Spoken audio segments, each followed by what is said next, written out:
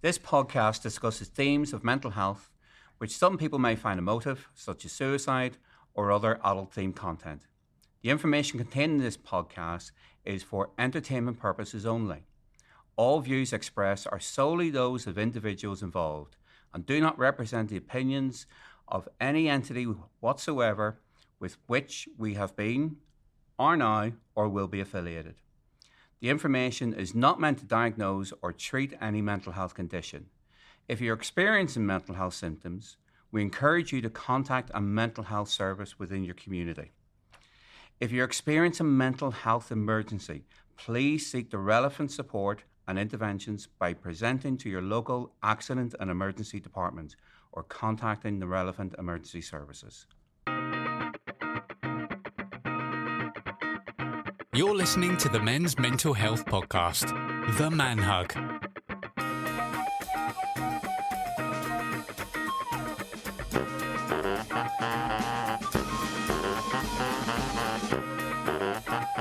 Welcome to The Man Hug, the monthly men's mental health podcast. I'm Dean McShane.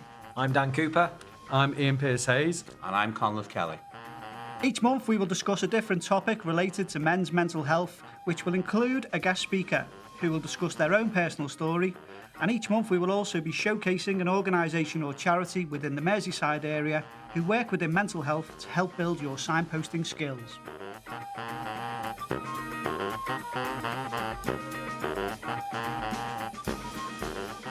Okay, welcome to this month's Man Hug. This month we are focusing on the theme of bereavement, and we are joined by two more fantastic guests.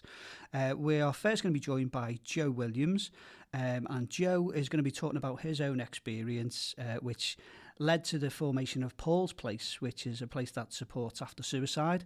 And a bit later on, we've got Andrew Okell, who, again, will be talking all about Paul's Place, and he'll be shining a spotlight on everything that they do and how people can access their support.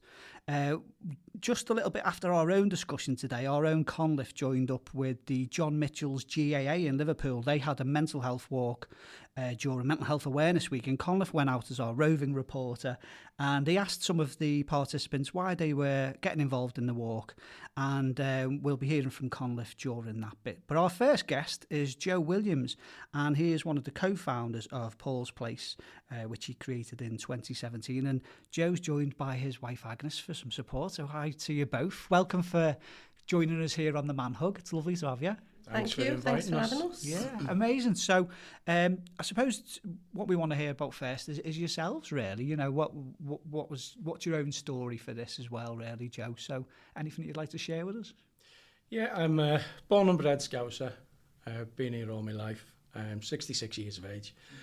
As growing up, had my struggles with dyslexia, so never thought it would amount to much, but was hopeful.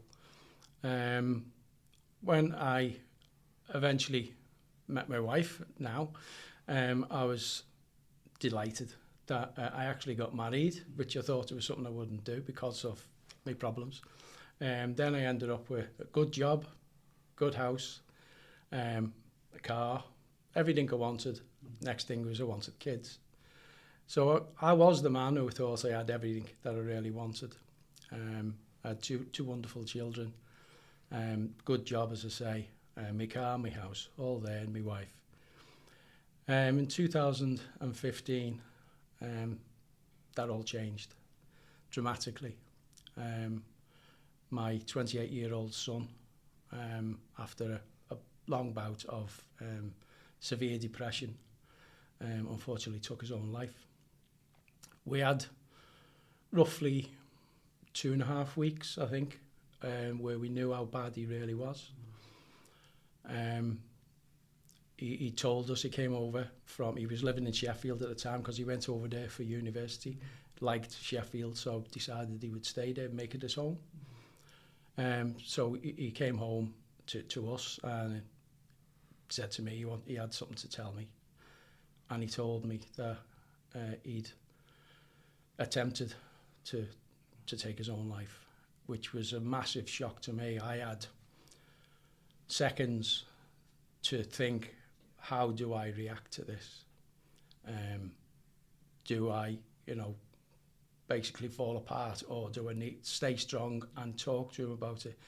So within those seconds, I made that decision that I would try to be strong and talk to him about it and see what the problem was.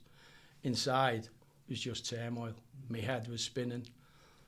You know, my heart was pounding, just trying to, but I say, you'd have a split second as to how you reacted to that kind of news. Yeah. So I was talking to him about it. He asked me not to tell his mum, but I explained that, unfortunately, I can't do that. I can't keep something like that from her. So we were actually going to the shop at the time when he told me. So when we got back home, I sat Agnes down and I told her what he told me. Obviously the same. She was devastated. It was how then do we, what can we do? So we sat down with Paul. We went through any problems that he might have. He had a few debts, but they weren't massive. So just to take that pressure off him, we said, well, we'll clear them. So we cleared his debts to take any strain off him. We tried to look for services that were out there to get him help. Unfortunately, there were very few. The only one that we did get was he got an appointment with Mind, but it was going to be, the appointment he had was the Monday after he'd taken his own life. So he stayed with us for a while. Then he said he wanted to go back. So we said, well, why do you want to go back? He said, I've got to carry on. I've got to carry on with my things. He joined the gym. He was looking up to the future of things that he wanted to do. He wanted to go for a PhD. So all positive signs. So we were encouraging him and trying our best to support him. We took him back home, and he was doing okay for a while. Then he came back home again for a few days. Again, he wanted to go back. And when he went back, we didn't want to leave him. We wanted to stay with him, and he was having none of it. So we had to leave. We had to come back home. He was a big strapping lad, and we had to sort of let him make his own decisions. As much as you don't want to, you want to be there, you want to try the best. But then it was the next day. We were trying to contact him. We couldn't get through to him. We were ringing his friends. They said, they'd try and go up there if they could and what have you. And as the day went on, I think basically we knew in our own minds. And it was, we rang the police eventually, and they said, we're worried because of what he'd done. And they said, okay, they'll send somebody around. And we heard nothing. And we were trying to ring his friends. They weren't answering the phone. I was just like, this is not adding up. And then I think deep down, we knew there's something was wrong. So we eventually got a policeman knocking at the door at about midnight. And he gave us the news, which was absolutely devastating. I must say I didn't handle it very well. You think as the man you should be the strong one, and that wasn't the case. I went to pieces, just couldn't think straight. Mind just went blank, just couldn't cope at all. That's just, the way you think is, the man should be the strong one, the breadwinner and all that, the old rubbish that we've been fed us from when we were kids. But none of it was true. I was struggling. I was really struggling. My wife at the time was a funeral arranger. So once we'd been over to Sheffield, we had to go over and identify him and sign some forms and things. We talked to the coroner's assistant, who was a really nice man, and he said he would take care of Paul for us, and he did. They did a great job. Must take my hat off to them. When we had his funeral, I've never seen our church so full. the amount of people that came over from Sheffield was amazing.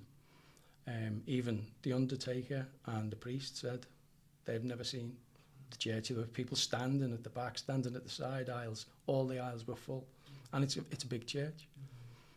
So it gives you some comfort, but then after the funeral, everyone has to get on with their own lives, don't they? And you're left, and you think that there's going to be someone knocking at the door saying, we're here to help. It doesn't happen. It just doesn't happen. So we were really struggling. One thing that we agreed, there was me, my wife and my daughter, and we all agreed, and I think it was a very important thing for us to do, that if any of us were feeling particularly bad on any particular day, we say so. We don't keep it to ourselves. A lot of people will just say, I'm okay. But we say, if we're having a bad day.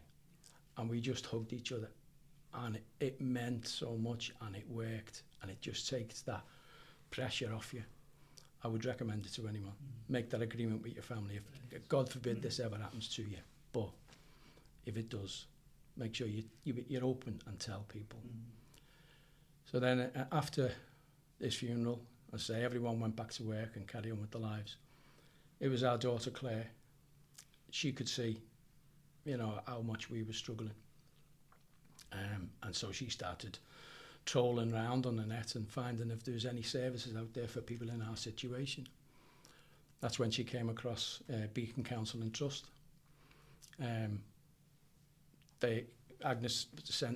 Claire sent an email to Kathy, and the day it landed on Kathy's desk on her computer, I happened to be her brother's anniversary, 23 years earlier. Also, she lost him also to suicide. So she's like, how can I not help these people? So that's when she contacted Agnes and said, come in, let's, see what we can do. And they gave us counselling, and it was a godsend and a lifeline to us. It's been amazing. Yeah. So what does that look like, that kind of counselling support then? Well, when it was first offered, I'd watched too many American movies. I had this vision in my head that it was... You'd be lying down on a couch. Yeah, come in, lie down, tell me all about your childhood. I can't even remember my childhood. So I thought, no, it's not for me, this kind of thing. But Agnes went first. And she said, no, she explained to me, you sit in a chair, you're just the two of you in the room, and you just chat, and you can chat about anything and everything. And it was so relaxing, and I thought, well, okay, I'll give it a go. And it was amazing, because you do need someone, outside of your family, who you can offload all your emotions. With suicide, it's what they call a complicated bereavement. You don't only, anyone who's lost someone to cancer or heart attack, we take nothing away from that. You still miss that person. You still want that person back there. You wish it never happened. But with someone who's got cancer or heart attack or whatever ailment, if the doctors have operated or give treatments or whatever it is, and they couldn't do anything to change that situation and that person died, how do you think we feel? Because, we had just over 2.5 weeks, but we will be persecuted for the rest of our lives with, if only I'd have said something different, if only I'd have done something different. And that's the complicated side of it. You not only miss that person, you not only wish that person was back, but it's all this added luggage that you're carrying. And you carry that for the rest of your life. It's like a roulette wheel going round in your head, and a question will pop off. It'll stop and a question will pop off and say, why didn't you do this? Why didn't you say that? Why didn't you call someone? And with the counselling, it gives you the tools to push them back and say, I've been there. I've answered that question. And the outcome's the same. Yeah. And that's what you have to do. In my own thoughts and my own way, I say that people in our situation, you have to get to a point of acceptance, where you have to accept all the things you don't want to accept. The first thing, obviously, the big one is that person's gone. You can't bring them back. All the things that you said and done in the past. Sometimes people have had an argument because they were trying to help that person and they end up having an argument and they may have gone off then and took their own life. Obviously, that's an added burden to them people. They think they did something wrong. But all you can do is say, at that time, I thought that was the right thing to do. And you have to do that. So all them things. So you have to accept all the things that happened. I'm not saying it's easy. It's not easy. Not by any means. But in my mind, that's what you have to do. You have to get to that point. And we've had people on the podcast before who have been bereaved by suicide and said similar things, really, in the sense of how important it is to process it with someone that you don't know, like what you said there, and you know, the power is what you've just said there. It really resonates with common theme there. But I think you're the first people to say, actually, internally as well, you need to not walk on eggshells and you need to hug each other, which I think is really an interesting, you know, so you know, you both went for counselling, and did your daughter go through that process as well? She did. She didn't go through Beacon. She went through work where she was working. And the first lady she had was really good. But then she was leaving to go somewhere else, and she got another person who wasn't so good. Right. And you do get that, you know. Of course, yeah. Sometimes you go to a counselling session and the person you have, you mightn't gel with. But that's okay. You can actually say, you know, have you got somebody else? Yeah. And they will accommodate you. The counselling services will accommodate you because it just happens that you don't gel with a certain person, and that's no good to you. You need to be able to gel with that person to get the help that you need. And how useful was that for you as a family, knowing that you were all getting that kind of different levels of support? Did that again? Does it remove that kind of, again, walking on eggshells around each other? You're all able to just talk naturally and express your feelings? As I said earlier, with the agreement that we made to each other, we could talk anyway. Brilliant. If we weren't feeling too good and things were going on in our heads, and we would, you know, and you get these strange, wonderful and weird thoughts. And you also think that you're the only person who will get this. Like we help with the peer support sessions, and new people come in, and you see them. I mean, it's a big step for them to come into a group session. Yeah. So you know, we take our hat off to anyone who does. But when they come in, they have the same thoughts basically. You know, I can't say what thoughts I'm having in my head, but it's as other people talk about their experiences, you see the head come up. And we always say it's like the light bulb moment, because they'd be sitting there, they may have the head down, maybe listening, and then they go, the head comes up, and they're like, yeah, I'm having them thoughts. I thought I was the only one. And then you find then they relax a bit more. Yeah. And eventually they will, you know, sometimes they'll come in and talk straight away. Other times they'll sit and listen for a couple of sessions. Then they'll start joining in. Yeah. And they probably, most of the time they say, oh, someone said about, you know, having those thoughts. I thought I was the only one. I'm nodding my head because we recently had Chris from the Ollie Foundation, which is One Life Lost Is Enough, said exactly the same thing. He said his first few sessions, he just put his eyes on the ground. He just didn't want to kind of be there, and then something resonated with him where he was like, this isn't just me. This is a common feeling for people who've been bereaved. And that then led to him setting up a charity down south. So yeah, it's unbelievable, isn't it? You know, that power of being with people who have that shared experience is a really powerful thing. But it's also very dangerous if you don't seek help. You're going to carry on having those thoughts, of course, and thinking that you're the one who's having those thoughts. Yeah, which is not good for you. It's not helpful for you. No. So I would advise anyone. Yeah. Seek help if you can get it. Brilliant, yeah, it's great advice. And you know, something again that's came up an awful lot on the podcast is, you know, it can be extremely anxiety provoking even for people just to think I've got to go and take that step and go and get support. But once they do, it's like it's like releasing a valve. You know, it's amazing. So from your own experience, you know, from this, how did it then lead to, you know, you guys and Kathy setting up Paul's Place? Do you want to come in there? Yeah, I don't mind. Okay, so when we lost Paul, he was 28 years old. What would have been his 30th birthday, some 18 months later, a good friend of mine, well of ours, said she would like to do a fundraiser in his memory, and she wanted to obviously run it by us first. So we said, yeah, absolutely, but on the condition that we can also be involved, because I think she thought it was a bit too much and she might have been overstepping the mark. So we had a great night, entertainment and that in the local church club, and we managed to raise, I think it was £3,500 on the night. So she wasn't precious about where the money went to. She just said, do with it what you will. So we'd had some support with SOBS, which is Survivors of Bereavement by Suicide, because that was the only thing that was there when we initially lost Paul before, as I say, Claire found out about Beacon for us. And also when we lost Paul, because Mind was the one place that was sort of going to, a little too late, wasn't it, but was going to be the one to offer him some support. When we lost him, we said, well, any donations and that to go to Mind. So they were the two sort of charities, but by the time everything come to light, we thought, well, you know what, Beacon have helped us so much. So I said to my friend Paula, can we put the bulk of it to Beacon? So she'd absolutely do as you wish. So we were both going for our counselling on a Tuesday, weren't we? Individually, separately, So we told Kathy, we said, we want to come in, we've got a cheque. So we were given 2,000, as I say, the bulk of it to Beacon.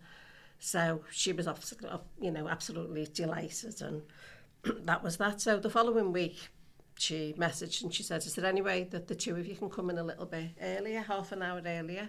I'd just like to catch up with you before you both have your counsel. And so we said, yeah, fine.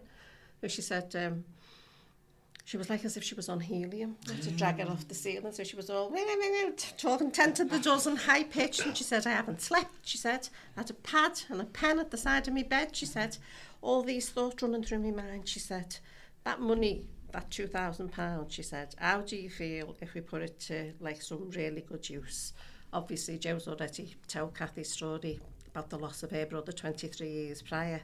So she said, I've always wanted to do something. I've always wanted to be in a position to offer support to people bereaved by suicide. She said, I can't do it on my own. She said, I need support from other people. And she said, and we need, obviously, some form of, the main thing is the funding. She said, so how about we put this £2,000 as the starter and we see what we can do, and we set up this service that will provide free one-to-one counselling to people bereaved by suicide. So obviously we were in a much better place by then, I say nearly 18 months on. So we said, yeah, absolutely, it's the least we could do. As Joe said, it was a lifesaver and a godsend what we had with the counselling from them. So we were only too happy. So then the hard work started. We set a target date, 13th of October, which was like Mental Health Awareness Week anyway that week. So we said if we set that on the Friday, and we'll see what we can do. So we had 8 months literally. So we said, okay, what are we looking at? So we sat down and we said, if we could help, say, you have to pluck a figure out of the air, don't you? If we can help 40 people in that first year, how much would that be? So we said, roughly, it's £1,000 per person. So we said, okay, so we need £40,000. So then we started with the sending out the begging letters and, beg, borrow, steal, doing all kinds of events. And we managed to get the funding. So we had the £40,000 and we launched on the 13th of October 2017. And by the 13th of October 2018, we'd well surpassed the figure of 40. We'd actually had 79 people, so practically double through the doors. And it was one of those situations where you say, well, you're never going to turn anybody away. So let's just go with it and we'll do whatever we can. And I think for us, the one thing that we found, and, Kathy has been in the game much longer than us, we're only Johnny come lately, really. And she said, it's the one thing whereby people have the support, and then the aftercare, because we have a quite a constructive aftercare support service as well as the one-to-one counselling. It's the one thing where people tend to always say, I want to give something back, because they've had this free service, because they've you know, there's no magic wand, there's no fix for this. It's something, it's life-changing, so you change around what's happened to you, so you live your life differently going forward. But people really genuinely can see that they're in a far better place, and they genuinely want to. It's not coming from any of us to say, oh, will you do this, will you do that? No, we're going to do this, you know, we're going to fundraise for Paul's place. So those donations come in from family and friends, and that's been amazing. We've had funding from the National Lottery. We've had 2 bouts of that. The sad thing is, like a lot of smaller charities, we don't have any NHS or government funding, and yet we know that the service that's provided is life-saving, because you're up to 300% more at risk if you've lost someone to suicide. You know, not wanting to frighten anybody with them figures, but you are more at risk to either having an attempt or to complete suicide yourself. And you know, it's massive. We know our figures are going up and up, you know, and increasing. And you know, we all know, don't we? I mean, the state of affairs, how people are living, they haven't got cash. Nobody's got cash to go out and get private counselling, you know. And then again, as Joe says, you know, sometimes you might have that, and you might go and you might pay, you might gel with that person. So it's all of that, and we were very aware that what we were setting up needed to be the right service. So we'd sort of done our research on what was out there, which was very little, and sort of picked from that, if you like, and creamed off, well, you know what, that's a good thing that they do, that's a good thing. Let's incorporate that, plus our own experiences as to what we knew worked for us. And without, you know, we're not blowing our own trumpet, that's not what today's about, it's just about the service, but it's unique, there's nothing else that matches it out there. We don't have a waiting list, and that's completely unheard of. You know, the service that was there, that we were offered, like via our GP, it wouldn't have scratched the surface, because it was, you can have 6 sessions. Well, I'm sorry, 6 sessions is nothing. In my first, at least 5, if not 6 sessions, I just sat and cried and worked my way through a box of tissues. I didn't even engage, you know, verbally with my counsellor. So, you know, we could see the importance of offering that. And then once we got into it, and we were very quick to pick up on the fact that although we were offering that one-to-one counselling and addressing what had happened, this devastating tragedy that has happened in a person's life, we then picked up swiftly on the fact that there's so many practical issues that need to be addressed as well. You know, we've heard horror stories of people who were, you know, told, oh, well, you're going to have to move house because now that bedroom isn't being occupied, you're going to be hit with the bedroom tax. You know, it's the last thing that people need. You know, they've lost their daughter, and now she's being told, well, you're going to have to give up the house now as well. You know, talk about kick you when you're down. It's unbelievable. People who have to go back to work because, you know, that's their means of keeping a roof above their head. And also, it's that, and it's people not addressing the situation, not understanding, and you don't expect people to fully understand. I think it's one of them situations where, unless you've gone through it, you can't begin to imagine. But people have this perspective, so they see this woman going out to work, she's got her makeup on, and she's going, oh, she's all right now, she's over it, as they say. You never get over it, you know.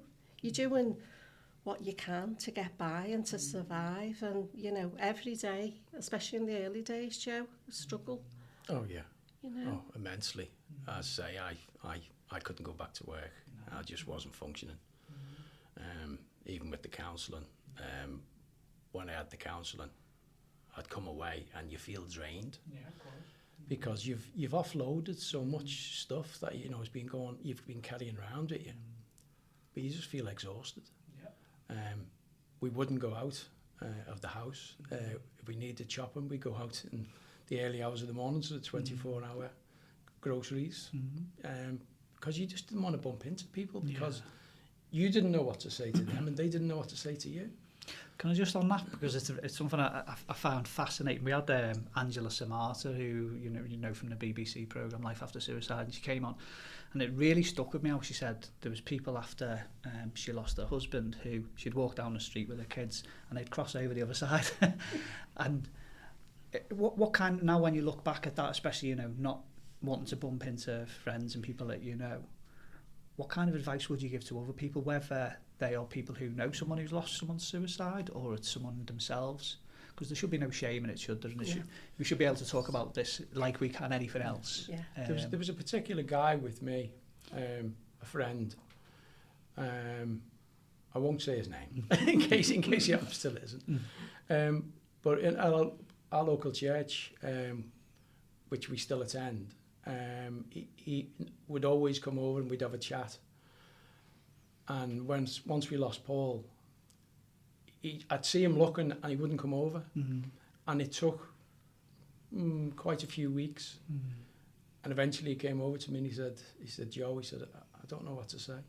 I said, that's okay. I said, because if the boot was on the other foot, I wouldn't know what to say to you. Yeah.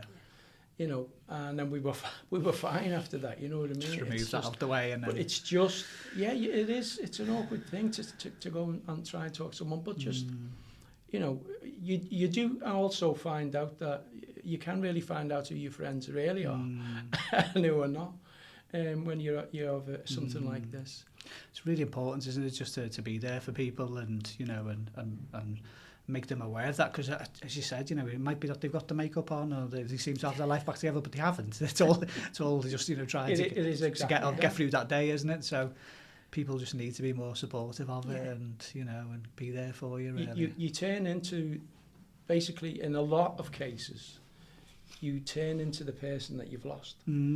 Because you find that those people, vast majority of them, they are suffering some kind of a mental episode. But they put the mask on.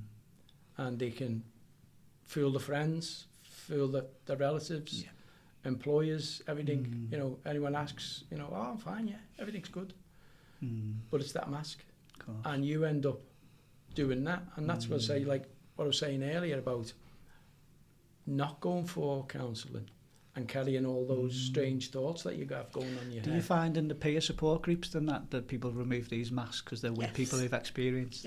They totally relax because they know that anything they say, no one's going to go, oh, that's strange, and look at you in a weird way. Because what you'll see is people going, and nodding. Because that's exactly it. It's these strange thoughts and feelings that you have, that you're carrying around. And as I say, if you don't go for counselling, you don't know how to deal with those kind of things.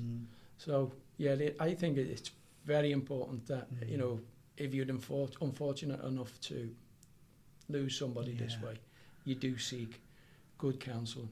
I think you have sold that message so well, you know, I think because it is so important, isn't it, to be able to process it, talk about it. And as you say, if you're with other people who've experienced, then people are going to be more open and discuss their thoughts and feelings as well, really. It's amazing. I can't thank you enough for what you have done in setting this up, you know, following your own experience, because as you say, you're helping so many people now. And, you know, we've had, I'm thinking like Martin Gallia Project and Alfie's Squad, who, again, places where people can go for support. And you say it's that post-vention as well, isn't it? You know, it's that keeping people safe as well, you know, because you say the rates are so high of losing people to suicide, following suicide. So having these places to go, it's so valuable in our community, you know. As you say, you know, what we do is post-vention, but we are prevention, of course. Also. Because, you know, as we were saying, that you're up to 300% more likely to attempt or fulfill suicide yourself. Exactly. So without the counselling and without the peer support, you could be another one of those statistics, and that we don't want that, you know what I mean?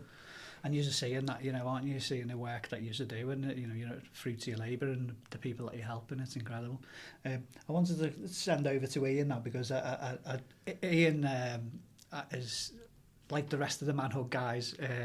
I said, you've got to watch Joe's story. It's an animation on the Beacon's website. We'll put it all out on our social media, but the animation is so incredible, isn't it? It's so powerful, and I think it resonates massively. It's a beautiful thing, to be honest, and Dean set us homework, to be honest. He always does, and part of it was to find out, you know, about our guests and the background, and we watched certainly I've watched the animation, and there's a part of it where Joe's actually talking about the devastation that he's experienced after the loss of Paul, and he throws this weight throws it away, and then he just spirals down and down and down, and it's heartbreaking to see it, but it's just beautiful in the sense of just explaining the depths that you can go. And I think it's a beautiful thing, and there's obviously time and effort that has gone there to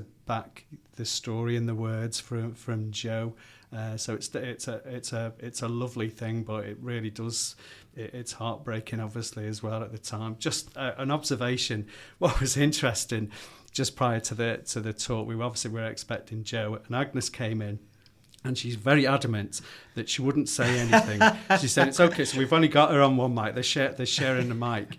But actually, what's obviously is beautiful about both of you is that you've navigated through. You talked about the counselling, the fact you were expecting to lie down on the couch made me laugh. But the fact that you've accessed it, and I guess it's because it's something, if you're from humble background, working class background, these aren't things that you know about and understand, and it's a hard thing to, oh my God, I'm in counselling, what does that mean? And what you've both done beautifully, I think, is one, articulated what that means, and you're a problem solver, I think, Joe, because you've talked about the lessons that you've learned and how that looked like, which I thought was absolutely wonderful.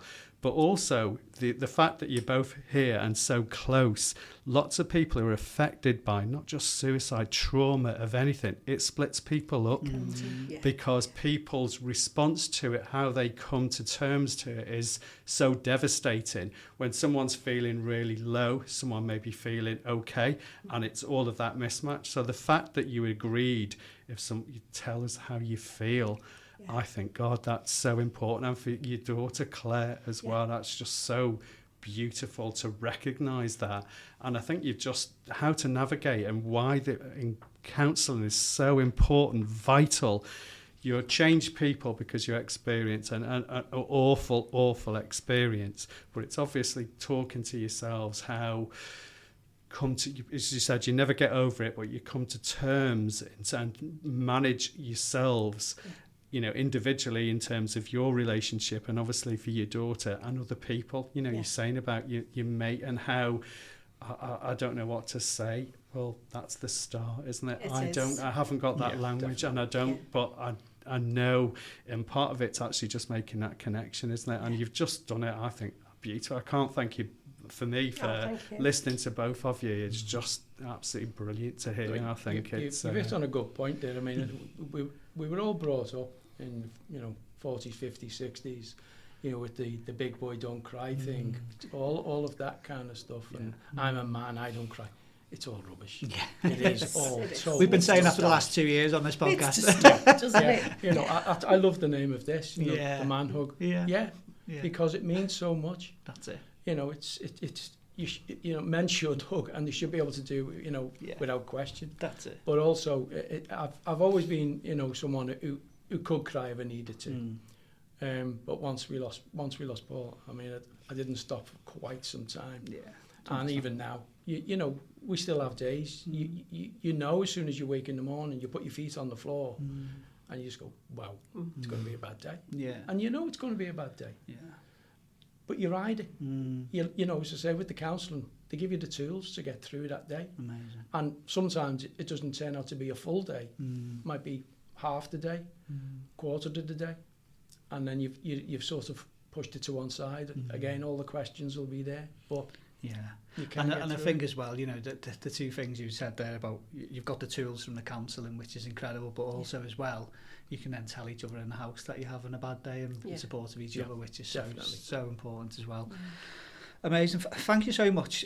Honestly, Paul just sounds like such a wonderful lad, and it's lovely to hear about him as well, and to have his name in as Paul's place with Kathy's Paul as well. It's lovely to have that in the memory, and it won't be forgotten. That's really important, isn't it?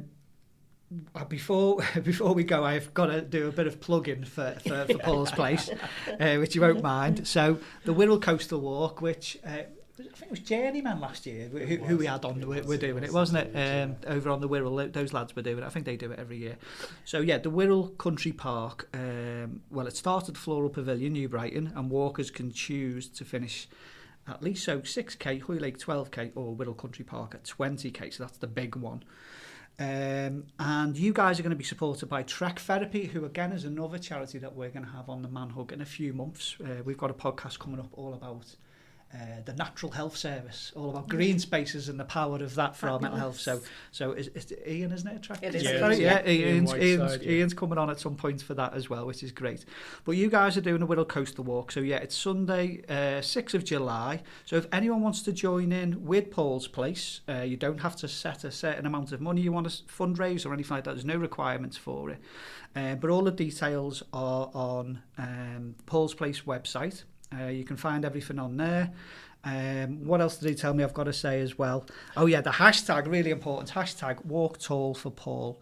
And that's really important as well, because they want to promote awareness and help work towards removing stigma around suicide bereavement, and they're encouraging anyone walking for a lost loved one to adopt this hashtag if they want to say their loved one's name for all to know. So it's a beautiful thing. So again, if there's people out there that want to do it, please get involved with the guys there, because it's an amazing thing. So once again, that's Sunday the 6th of July, and you can register through Paul's Place website.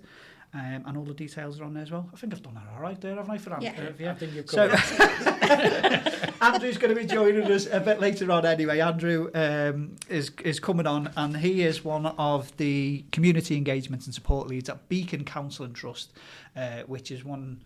It's the overriding umbrella, isn't it? And Paul's Place is one of the... Paul's Place is under Beacon. Under the Beacon Because Beacon Counselling Trust is the charity. Paul's Place is a service provided by Beacon. That's the one. There we are. So yeah, we're going to have Andrew joining us a bit later on. We've got our little bit of a natter as the hosts. In a minute, we're going to be looking at a bit of to do with what happens to the brain with bereavement, and we're going to be differentiating between bereavement and grief and a few other little bits and bobs.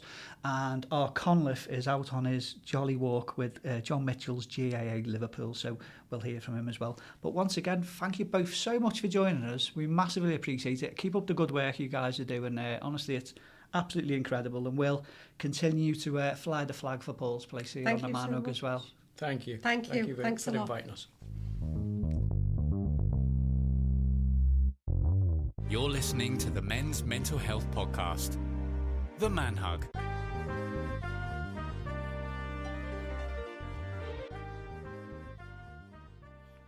Okay, it's this part of the podcast where us, the hosts, we have a discussion on the theme, and we've been looking at bereavement today, and bereavement and grief are podcasts that we've done in the past, but we wanted just to have a little look again at kind of the impact on the brain with bereavement. But I thought first, let's have a little look at what the difference between bereavement and grief is, because they are actually two different things. So bereavement refers to the state of having lost someone. It is the period of mourning that follows a death. It is more about the external reality of loss, what has happened, rather than the emotional reaction to it.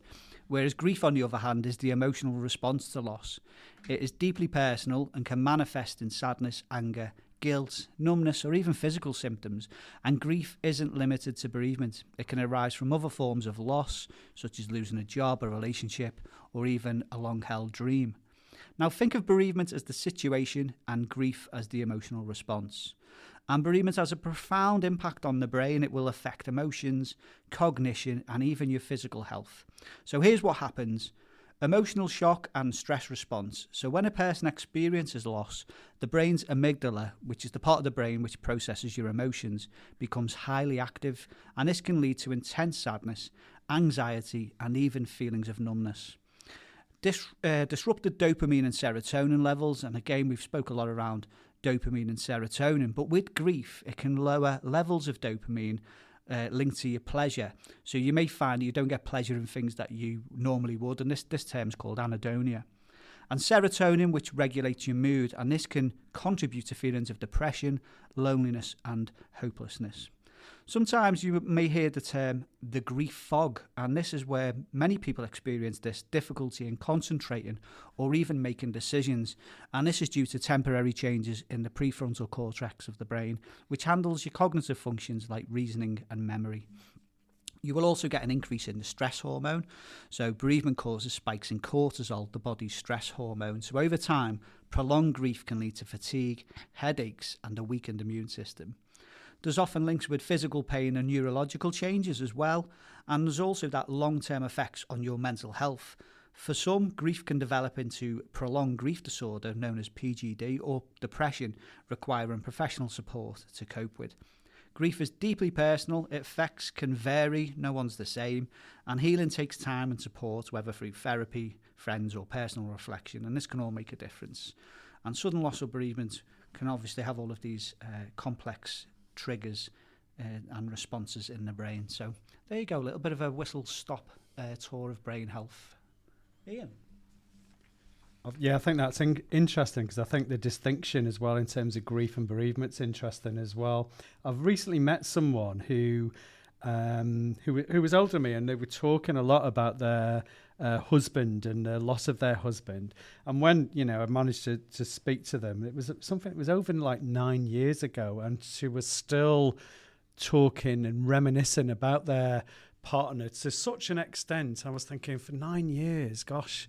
That it's and this isn't any criticism of that person. It just made me think really in terms of that loss, because I think part of that and the distinction I think in terms of why it's important to grieve is that it affects. It's not just somebody like it was for this person. It can be the nature of it. It can be a sudden change in terms of your physical health. If all of a sudden something traumatic happens, in terms of a serious life-changing trauma, breaking your spine or something of that nature, can lead to a change and quite profound changes then in terms of who you are, your health, that really takes, I guess it's understanding in terms of the trauma and then making sense of who that is. And I know from my experience as a nurse, one of the things that's always struck me in terms of that sense of grief is just, so the area that I worked in was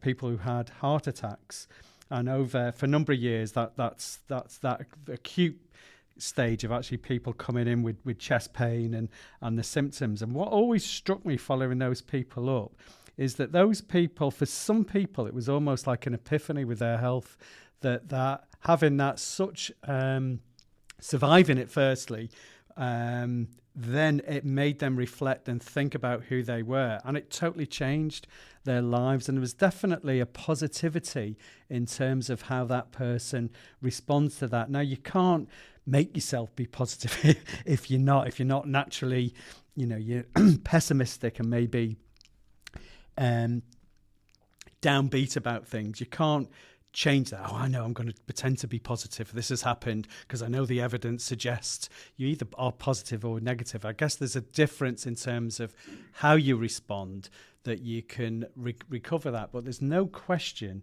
that if you're positive, then the outcomes do improve. And I find that fascinating in terms of, for some people who've, say, had a spinal injury and never been able to walk ever again, have actually been better people or see themselves as fulfilled and living their full lives and no regrets. Whereas I always think you can be totally caught up on, why me? Why has this happened? And reliving that particular life-changing second over and over. Why did I do this? Why did that happen?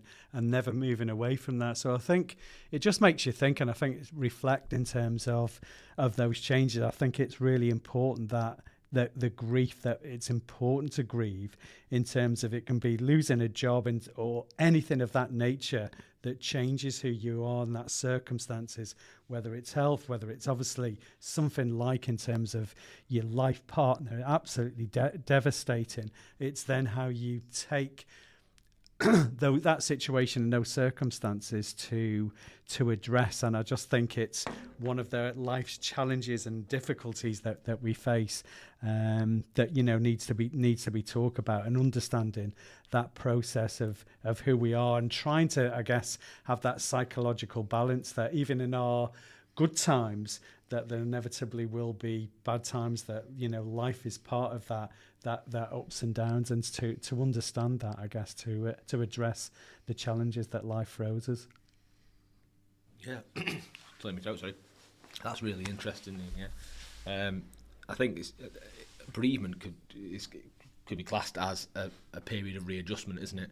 You know, getting your brain reset to what life's going to be without that person, or not in that marriage anymore, or without that job. You know, and it can be it is a very normal thing. You know, it's a very normal response to loss, isn't it? You know, going through the bereavement process. You've thrown me into a bit of turmoil, Dean, saying that there's a distinct difference between bereavement and grief. I never really thought about that much, to be honest. I've always thought they were quite interchangeable. I suppose they are to a certain degree, but mentioning that bereavement is the situation and then grief is the emotional response, that's a beautiful way of putting it, and that's something that I'll actually use now. And I think we've mentioned about the process of bereavement and also the stages of grief need to be considered, but not from working in practice, not completely stuck rigid to, because everybody goes through a period of bereavement or the grief process in a different way, and that's what I say to my patients. It's what's right for you. You know, you might keep going back to the denial stage, and then the guilt stage, but invariably you need to get to that stage of acceptance when it comes to grief in order to move on. I think it's fair to say, isn't it? And say a couple of patients that I've seen recently, I won't go into too much depth, but that, you know, one in particular is really struggling to get past that the anger, bargaining, and guilt stage, and I just really feel for this person, and I was thinking about them on the way here today, and I quite frequently think about this patient and worried that they need they need more support than perhaps I could give them. I've referred them on to mental health services because they're quite a long way down the line now, and they don't seem to be able to get over that hump of loss, and it was really sad. It's really sad sort of speaking to these people. And then we've talked a little bit about being bereaved to suicide, and that, you know, that out of the blue sort of, you know, nobody knew what was going to happen. And I speak to patients as well who've been through that, and it's making sure that they have the support around them, and the you know, if they've got family members, then they're having that two-way conversation all the time about how each other are feeling due to that sudden loss and things like that. And yeah, it's you know, I see it as a really complex you know, situation, and like I said before, it's really important to recognise that it is different for everybody, and as a clinician, I think we've noticed that just off the podcast, haven't we? If you look at the guests we've had who've spoke about bereavement and grief, it just really shows that we're all just different, and we all deal with things in different ways, and there's no one thing that fixes all, really. So it's a really good point, Dan. It is, and it is having something that works for that person, isn't it? Because you're right in terms of that positivity and how people respond. It's in devastating circumstances and situations. Yeah, it is. People are amazing. It always seems to me in terms of how they manage and deal with that. But again, there's no set. You know, I think that, you know, that idea of the grieving process is important, I think, because you can see it, but it's not a process, is it, into necessarily that you'll move from one to the other. You may be stuck in one, you may not go through all of the different, you know, bargaining or whatever it is, but it's a useful thing, I think, to find, you know, to understand that process that takes place, and understand that about yourself. I think that's where it's useful. To understand it's got to be fluid, hasn't it? You know, just whatever works for you, really. Yeah, and I think what we found as well is that some people will become really proactive following bereavement, and they do things like a lot of the guests we've had, or you can go the opposite way where maybe they do bury their head in the sand, or maybe they take up different behaviours to try and cope. So it's just a fascinating area, isn't it? And a lot of our guests, as you're right, Dean, have actually been driven because of their circumstances from some of the, you know, the worst things that can happen, I think, in people's lives that you could imagine yourself, have actually been changed and are driven because of that. And that's just incredible. We've had, you know, numerous guests that have come on here, and it's enlightening, really, to to see that and to see how driven they are to make a difference for not just themselves but for other people from what they've learned and their experiences. The importance of support is integral to all this, isn't it? Because if you don't deal with the grief, then it's going to exacerbate other factors and problems in your life. So you may find that you end up leaning on drink, drugs, gambling. You become addicted to different ways of coping with the way you're feeling, which we know from talking in previous podcasts it's just the downward spiral then, isn't it? So it's and also not looking after yourself. So if you're grieving for somebody and you feel like, well, what's the point? I'm not going to eat properly, I'm not going to look after myself and wash properly and things like that, and then it all this will manifest onto your own physical health sort of deteriorating significantly, won't it? So it's we can't state enough how important it is when you're going through those tough times to reach out and get the support needed. And the Hub of Hope is a great way of finding support, because I've actually used it the other day myself during practice to find out local services for somebody who've been bereaved to suicide, and yeah. Okay, myself. It's actually whenever Ian was speaking, it actually made me think, Ian's going to say Kubler-Ross, as he sometimes does quite often. But it was nice how it was brought in, talking about Kubler-Ross with the different stages of grief. And obviously the last stage is acceptance, we'll go down that route. But it's actually really interesting because Kubler-Ross used to think that, people who go down maybe the faith side, the religious side, saying, that's part of their acceptance. And she said, no, that's denial. They're sticking their head in the sand. But through time, she then also changed her perceptions of it. She did transcentational, I can't say the word meditation. She did that, and she goes, no, actually, this is, through faith and things like this. She then went, okay, that's all right. And it's a time issue. It's what you've been exposed to, all how you've been socialized, all those different stimulus that come into you, how that can actually help change your perception, maybe in a good way or maybe in a bad way. So we think around those things, and I know for myself, through bereavement, people always say, the Irish have got it right and things like this. Well, sometimes I don't think we have. I've talked about that before. There can be very negative attitudes towards bereavement, maybe not talking about it, sharing as much, because everybody thinks of the way it goes, it's a big hurley. And yeah, it can be bloody awful as well, but it's more to it than that. I know for myself with my mum, I had to rush back to Ireland there recently, and one thing I always do, I always pop up and see my mum doing this, a set of flowers, whatever, doing that by the gravestone, go up and see a couple other friends as well who sadly have passed away and things like that, and pop and see them. And that's a thing as well, it's somewhere to go to, a focal point. And I think that's really maybe important. Now it could be maybe just a memory, it could be something like that, I actually deal with it. It's actually been really nice, because all over Easter, all those periods, I actually broke the law a couple of years ago, because my mum's favourite flower is the primrose, wild primroses. And close to us, there are places where they do grow wild, and they always face easterly, the rising sun. And I actually dug, you're not allowed to do that, I dug some up, I've put them in the back garden facing east. And whenever they come up, it's mum's flower and things like this, whatever. And so what was nice for our Easter dinner, I cut the primroses, put them on the table as well. And that was really nice, because, she's, for me, my faith, I'm not talking about religion, organised religion, even though for me that is important, but that faith and belief, whatever, she's there with us and things like that. And it was actually quite nice, because a couple of days previous to that, whatever, was with, she's not really an auntie, but it was with an auntie in Frodsham, where the boxing MPs live, and we were talking about it. It says, auntie, I don't mind saying Auntie Hazel, she'd be she can bake anything, cook anything out of nothing. And my mum always used to say that, and she just came up with this lemon drizzle cake that she made and things like this, whatever. And I said, my mum would say this, whatever. And it was that nice thing to reminisce. my uncle Kieran as well. It was his birthday, so I contacted him for his birthday, and he then contacted me then later. He says it was really nice because it was only my mum, his sister, that would ring him on his birthday and things like that. So it was nice that those things are still keep on, and we laugh and things about it, talk about it, whatever.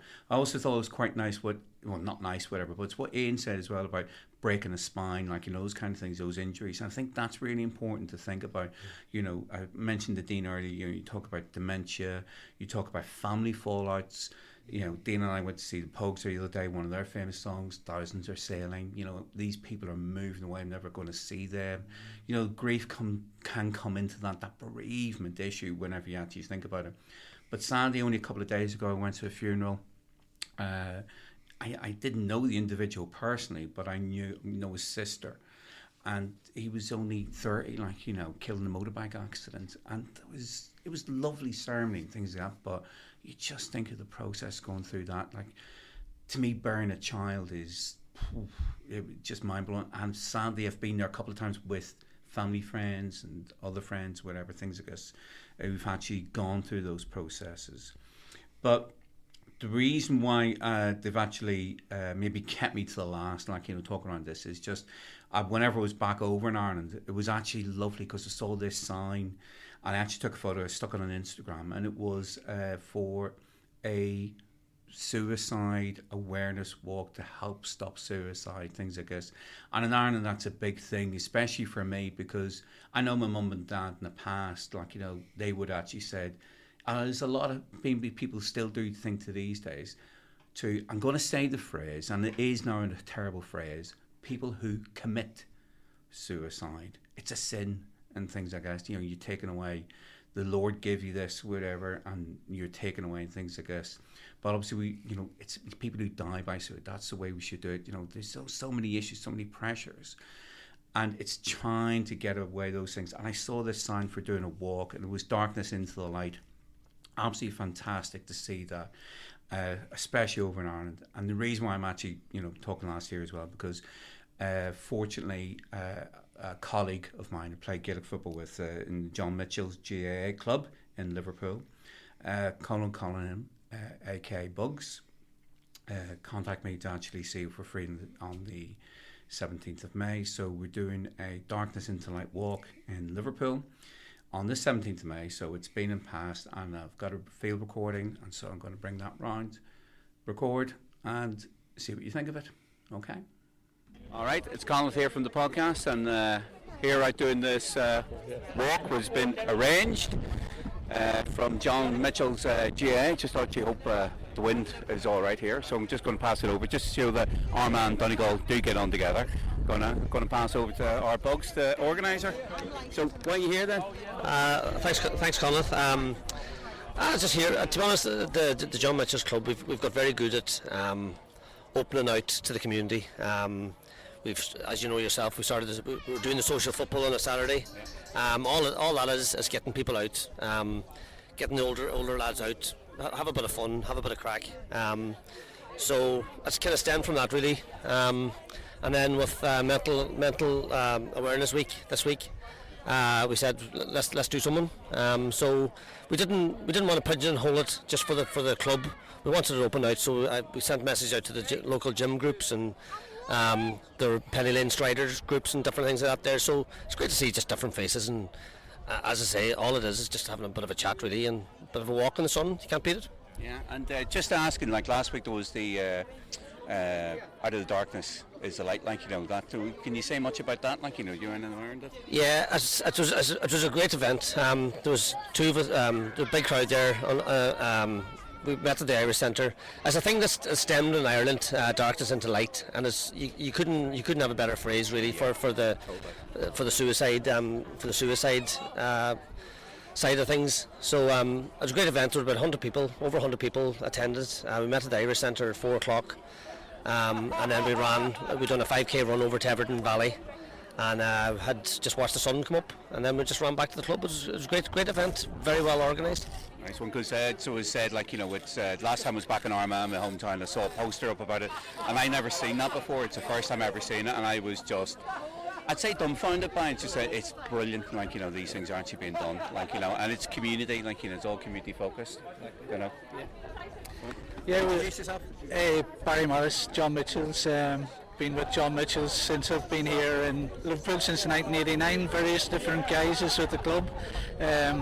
Recently started our social football. Well, I say recently, about 10 years. Probably had about 10 training sessions in 10 years. But I think what we were saying at social football was that O'Neill's size 5 was so much more to the O'Neill size 5. It wasn't about turning up and playing football as such. It was turning up, having the banter and having the crack together. So it's great that we've got this walk today on the back of that, and then reaching out to the different communities, as Conleth said as well. So it just puts the club at the forefront of what we're about, really. It's not just about running Gaelic football teams as such. So. Yeah, I just got to say myself, like, you know, it's been a big thing whenever I come back from actually doing the training, well, pretend to train and things like this. You know, my wife, God love her, like, you know, she just hears me yapping away, going, this happened, that happened, and it's, you know, I just get so much out of it, like, you know. So just thanks for doing what you're doing. All right, okay, all good. Thank you. Right, okay, we're walking past. Is it Otterspool now we're going past? Yeah, just go past Otterspool. Yeah, Otterspool, doing this, whatever, walking along. Beautiful day, sunny day, absolutely gorgeous. And I'm just going to pass over to Raymond, see what the way's here today and what he does as well regarding mental health and things like that. There you go. Hi, so it's Eamon from Pendley Striders and the Irish Rovers. Yeah, we're just doing a nice little walk today with Conleth and a few others for mental health awareness. I think it's really, really important for to be aware of all this, because a lot of young men are dying, and a lot of men are unnecessarily dying because of a little bit of ignorance and a little bit of, I don't know, there's a bit of like stigma about it, you know, about talking about your problems and talking about everything that's going on in life. I think it's really, really important sometimes to just talk to someone. It doesn't make no difference who it is, you know, it can be anybody, good friend, someone that you might not even know, whatever. Just get it out in the open, because I can tell you now, there's always someone who will listen, and there's always someone who will be prepared to help you. There's always going to be help for someone who asks for it. If you don't ask for it, you can't be helped. So don't be stubborn, don't be stupid. And we are stubborn as men, we're very stubborn as men, we are stubborn as men. But we really do need to get away from this. We're not allowed to say anything. We've got to be men. We've got to be always stiff upper lip. No, we've got problems. You need to get it out there. You need help.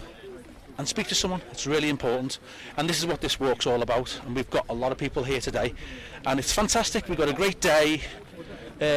So yeah, spread the word, people. You know, try and help as many people as you can.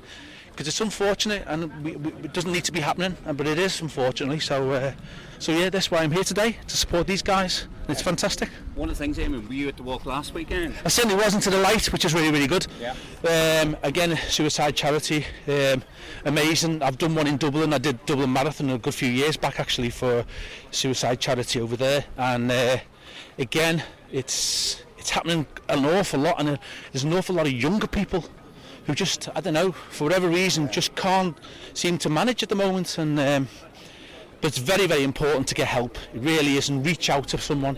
Really, really is, and especially for men.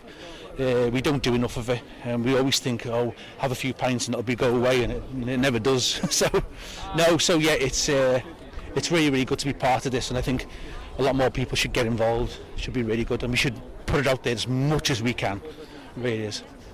Just asking as well, one of the things that what we found as well, especially within Liverpool, within the Merseyside area, unfortunately there's not enough health professionals and things like this to actually help out, and so a lot of people just from grassroots just set up things themselves. Have you set anything up, like, you know, do you anything in particular? Well, we do I do a thing on a Sunday morning called the Happy Bus, and it's become very much a social thing. It's good for mental health. People come, and they're from different clubs, unattached, doesn't make no difference, and you come and you run together, and you might not have spoken to someone all week, you know, but then you come on a Sunday, you run with people, like-minded people who, it's not fast, it's not slow, we all loop back, so it's not, you know, it's nothing major, but you get to talk, and you get to air out maybe some of your problems, and I think that is quite important nowadays, is to to, as I say, to talk to people. So yeah, we have different formats. There's different race groups, but we do the Happy Bus on a Sunday, and it's really, really good. So plug it. Go on, whereabouts? Oh, so it's from Otterspool Prom on a Sunday morning at 8 o'clock from the cafe, and we do roughly about 7 miles. It's nice, easy pace, nothing major. We all loop back. We have a loop back system, so no one ever gets left behind. So it's really, really good, and it's you get to talk to, as I say, as many people as you like along the way, and if anyone can be helped along the way, that's what we do. Cheers for that. No problem at all. Good stuff. You're listening to the Men's Mental Health Podcast, The Man Hug.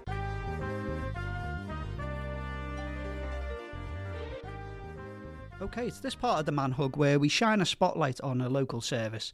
And we're joined by Andrew Okell, who is the engagement and support lead for Paul's Place. So thanks very much for joining us. Thank you for inviting me on to talk about Paul's Place, but thanks also for the Man Hug podcast. Yeah. It's a great podcast. This isn't a paid advertisement. I just, it's important that people can come on and talk about what's going on for them, and if people can hear others doing that opens up the conversation around mental health, because there's so many stigmas, and it's really great that you signpost people. So thank you for. Thank you very much. Thanks. We've got to also as well say that you're our most impressive looking guest that we've had in terms of turning up in a suit, which is amazing. I'm taking it you've been at work today, and yeah. I have, but I thought it's better to dress up than down. Yeah, nobody wants to see me in my Bermuda shorts. So just tell us a little bit about your role first before we dive into Paul's Place. What is it that you do yourself, Andrew? So I'm the community and engagement support lead at Paul's Place. So Paul's Place is a part of Beacon Counselling Trust. I do work in another area of Beacon as well on the treatment team. But my role with Paul's Place is supporting the people coming into service, also looking at fundraising and working with corporations to see if we can get more money in, which I'm sure we'll go into money as we go through, but community engagement and providing support for our service users. Oh, amazing. Sounds like a very nice role. So you get to sort of like meet the wider community and connect and network.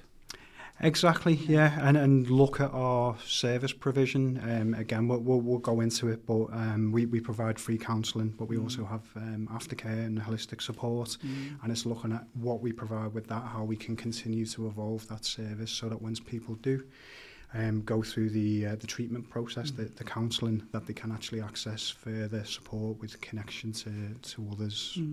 Wow, brilliant. Okay, so Paul's Place then. Tell us all about it. For those that have never heard it, what is it that you guys do? So Paul's Place is based in Clubmoor in Liverpool. It's for the Merseyside area only. I must stress that. So you must live in the Merseyside area and be registered with a Merseyside GP. We'd love it to be nationwide, but resources don't allow for that, unfortunately. And there are other services out there, not quite the same as ours, but there are other services in other areas, so we can always signpost people if they're not from the Merseyside area. But as I say, we support people in Merseyside, and we provide free suicide bereavement support and counselling. So you get free counselling sessions for those bereaved by suicide who are over the age of 16 in Merseyside, and then we provide free group support as well, and peer support. We have trek therapy walks, wellbeing groups, and we also have a lovely group called the Journeys of Discovery, where we take people out. It gives people a chance to connect with others, to connect with social history, and also sometimes the opportunity to just get out there and do that, which they might not be able to do themselves, and they go out to the likes of Portmeirion, Skips, and they've been all over the place. Wow, amazing. Yeah, that's incredible, isn't it? And so offering that sort of bereavement counselling, in a sense, what would that look like to someone? So if, for example, someone's listening and they think, oh, this is something I currently need, what would that look like to them? So I'd say it's relatively easy to access support, but as you probably know with many services, it's getting that message across, and the people who are most in need often aren't the ones who can find the service. Again, that's why your podcast is great for signposting for that. So you can go through the website, beaconcounsellingtrust.co.uk, or you can ring 0151 226 0696 and reach out for that support. We do take referrals from health professionals, but we do take mostly self-referrals that you can do through the website on the Paul's Place page. And essentially, once someone accesses, they will be contacted within 2 weeks by someone from our treatment team who will book them in for an assessment. That assessment would be half an hour or so on the phone, and it's really checking that we're the appropriate support. There may be occasions where we're not, where we need to signpost people into other support. But then going on from that, normally within 2 weeks of the assessment, depending, there's nothing else that needs to be sort of checked and verified, people will be contacted by the therapist who's going to be working with them, and they are 50-minute sessions. It's really on a case-by-case basis. Suicide bereavement in itself is very complex. That's why you need that specialist provision for it. And so it can be family members, it can be friends, it can even be colleagues. It can be dependent on the actual relationship rather than the term of the relationship. So everything is done on a case-by-case basis, and we have no waiting lists. That's something that we pride ourselves as an organisation, as Beacon, for our gambling support, but also for Paul's Place with the suicide bereavement support. There are no waiting lists, and it's not something either that we put a time scale on in terms of when somebody can get that support. So, we've had people who've lost someone at a young age, 15, say, and then they've not actually had support all through their lives, and they come to our service in their 60s. So there's no sort of time limits in that way. And the best thing people can do is get in touch, and then we can discuss whether the support is going to be appropriate for them, if it's what they need. So does the one-to-one counselling, after however many sessions a day, then sort of like encouraged to attend, as you say, like group activities and group sessions? Yeah, I mean, it's termed as aftercare, and certainly there's a wellbeing group that we hold that is primarily aftercare. So look at getting your counselling support in the first place, and then that's it's led by one of the supervisors at Beacon who works on the education programs that we offer. So there's a lot of support around things that like coping mechanisms, cognitive processes. So that's very much after the counselling, that part. But the rest of it can be accessed really early on. But I always say to people, get your counselling support first. See how you feel about the organisation. See how the counselling works for you. See where you're at the moment. We can look at that at any time. There's no rush for that.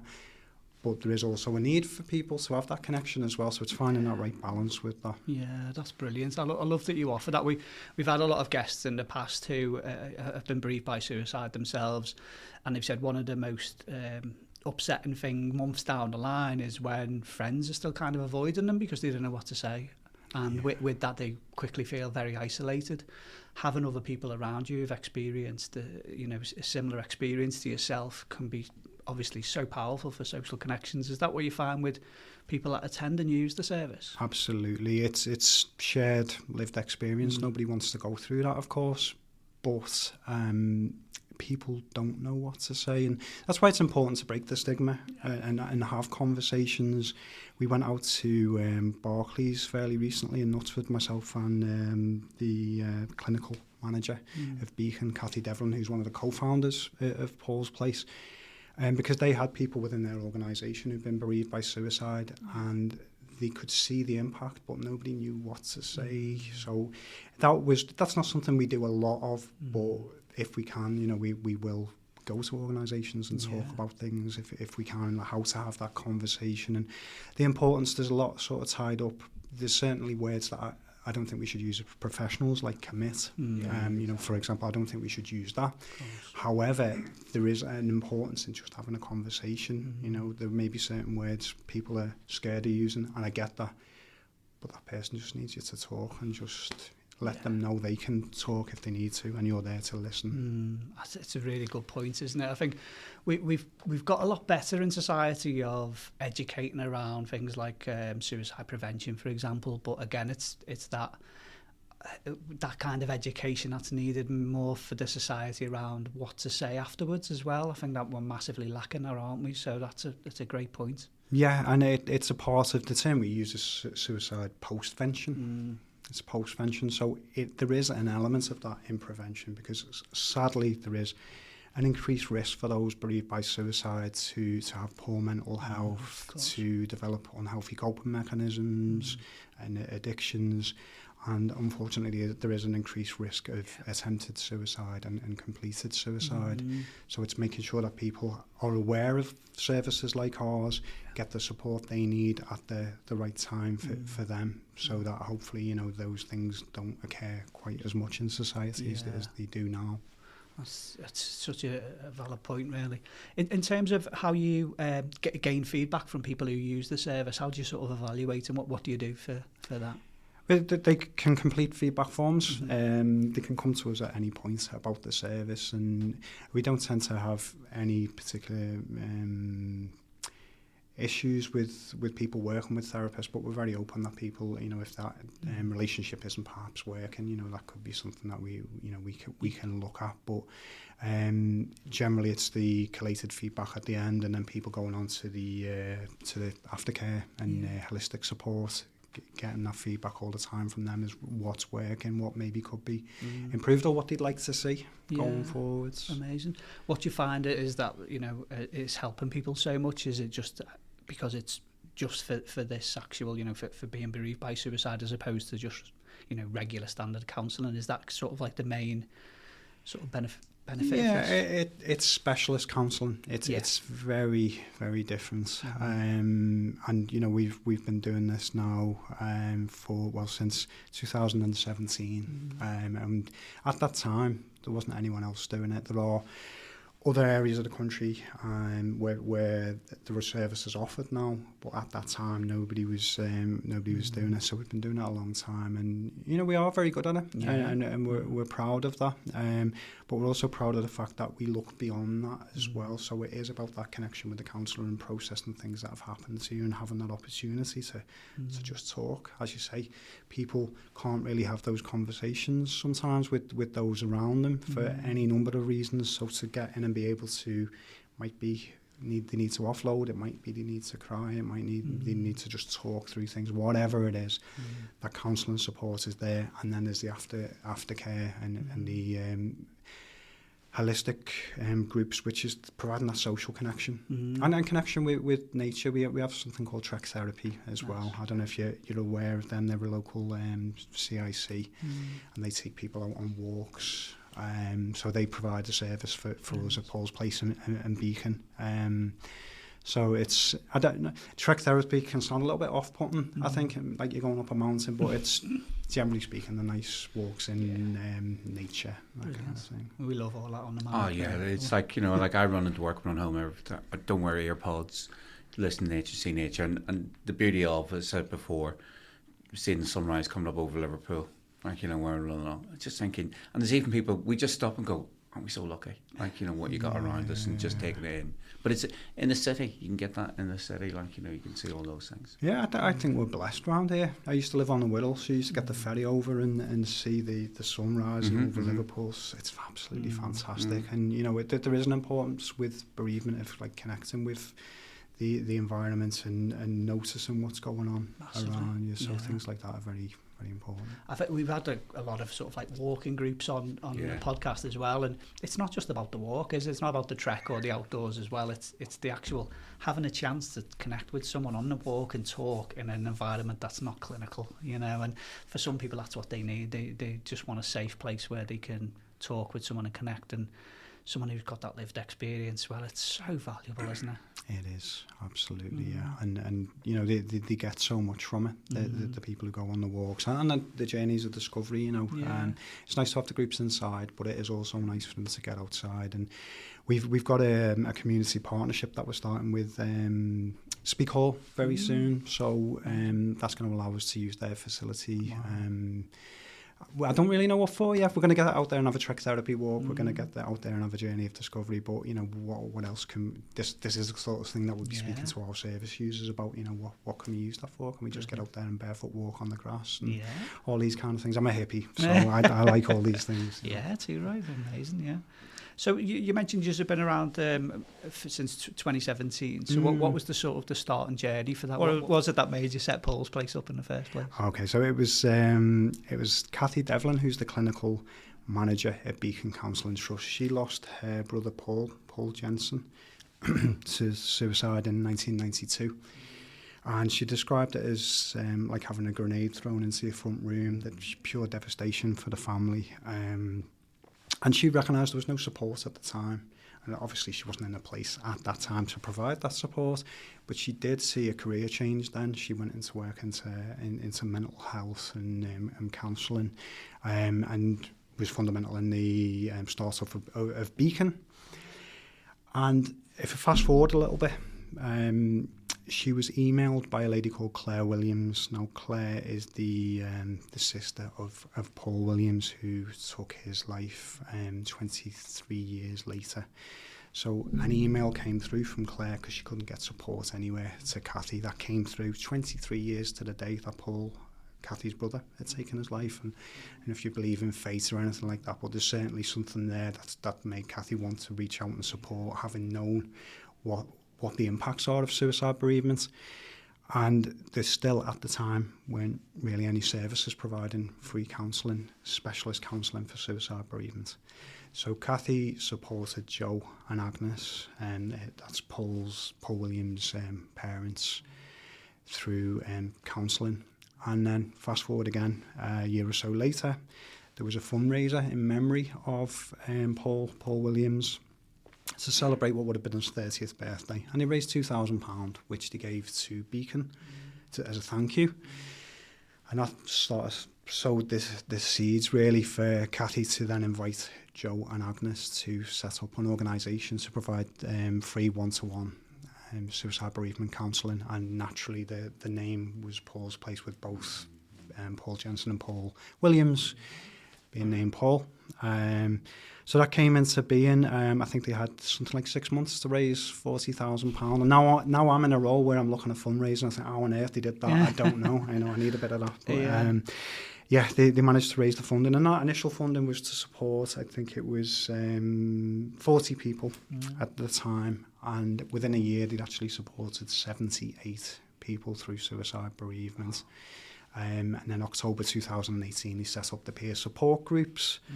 And this last year, I think this gives an indication, if you've seen the last year's figures for England and Wales, the increase sadly in suicide again, 6,069 deaths by suicide, I think it was last year. And the Northwest was pretty high as well, wasn't it? One of the highest regions, and we've in that year we've had in the last year, from Friday just gone, 111 referrals, and we provided 1,104 free counselling sessions. Amazing. As well as all the group support that we provide. Oh, that's incredible, isn't it? Absolutely amazing. You know, in terms of, looking at yourselves of who you network and signpost in with as well, because you mentioned, is it over 16s that you're It is, yeah. So obviously we've got under 16s Alfie squad. Are you linked in with these guys? Not officially linked in. For signposting. Very aware of them, and I went to the recent launch of the new facility on Jamaica Street, and Alfie is just a wonderful young man. He is. Yeah. I wish I could speak as eloquently as Alfie can. He was brilliant. He's a TV star. He's a TV star. I'm waiting for him to be a movie star soon. We had him on the podcast and we said we'd vote for you for the health minister. Yeah, absolutely. Yeah, he's such a remarkable young man. So, we will signpost people for support there, and I know there's people who access their service for their children, family, who also access support through Paul's place for the adults who are bereaved by suicide. So we do generally try to signpost people where we can. If we're not the appropriate support, it's back into what might be immediate mental health support needed at that time, because it might not be the right time to go through the suicide bereavement counselling, or there might be like addictions that are going on for someone, and you need to work through that first. It's not about closing the door, it's about work through what you need to in the immediacy to get yourself in the right place, to then come and look at whether the support is appropriate. And again, it's a really, really important thing to touch on, isn't it? We've spoke about the power of counselling an awful lot on the Man Hug over the last couple of years, but it's, as you say, it's got to be that right time for someone, hasn't it, really? And we're all unique individuals. No one's journey is going to look the same, really. So it's about addressing anything else that may need some support prior to that counselling, because it's a really big thing to commit to, isn't it? You know? It is, and as I said to you before, we don't have sort of like time constraints, and we have no waiting lists. So people will look at what's the appropriate time for themselves. We can have that discussion. It might be they want to go through some things first before they come to us at a later date. But as I said before, we had a lady who she lost her sister to suicide when she was 15, and she didn't come into our service until she was in her 60s, and that suicide has impacted throughout her life. She's a remarkable lady. She's she did the Camino walk. I don't know, the Pilgrims walk from. She was from Saint Jean de Fort in France through to Santiago de Compostela. And she did that in 4 weeks. Raised money for us, but also I think would she have done that in the first place? Hopefully, potentially, but I think the support that she got maybe took her to a point where she felt she could do that, and she certainly wanted to fundraise as a thank you for the support she'd had. And she's a remarkable lady. Amazing. And I love that as well, that, there's no sort of period of when someone needs that intervention, because as you say, people will often maybe struggle for years. Some people may sort of try and mask it or sort of use other coping strategies that are unhealthy and that, so it's good that they can just come in whenever they need to access it, really. I think that's a really, really good thing, and it's something that we don't really see very often as well, so that's amazing that you guys offer that. Thank you. You spoke then just about the fundraising that this lady did, but it's obviously a big thing for charities, isn't it? We are often really sort of struggling for funding, so what is it that you guys do to try and get people encouraged to fundraise for yourselves? It's one of the things with our service. I think there may be other services have this, but the amount of service users and the families who sort of, for want of a better phrase, give back, but they certainly get to the point where they've had support from us, and people do acknowledge that they've had free support and want to do something. And I think it's also part of the journey for them to do that. So we have a lot of people that take part in runs, walks. We have a few sort of big events over the year.